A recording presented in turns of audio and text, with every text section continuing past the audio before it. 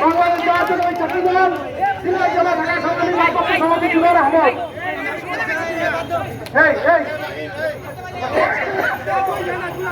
সম্মানিত নেতৃবৃন্দ, আপনারা জানেন গত 7ই জানুয়ারি যে তহসিলের পাতানো নির্বাচন হয়েছে, বাংলাদেশের মানুষ সেই পাতানো নির্বাচনকে প্রত্যাখ্যান করেছে।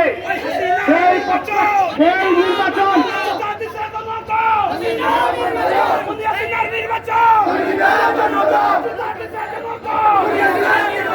এই নির্বাচনকে এই বাংলাদেশ সরকার, এই অবৈধ সরকার যে স্থায়ী নির্বাচন করেছে তা সম্পূর্ণভাবে অবৈধ।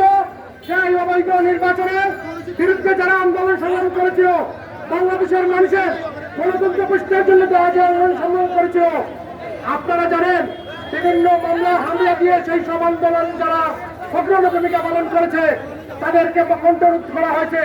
তারই একজন হচ্ছে বাংলাদেশ জাতীয়তাবাদী ছাত্র দলের বিপ্লবী সাধারণ সম্পাদক দেলোয়ার হোসেন দিনার। আজকে আমরা এই সমাবেশ থেকে, এই বিক্ষোভ মিছিল থেকে দেলোয়ার হোসেন দিনার সহ বিশেষ করে আমাদের মা, আমাদের বাংলাদেশের অপসীম দেশনেত্রী বেগম খালেদা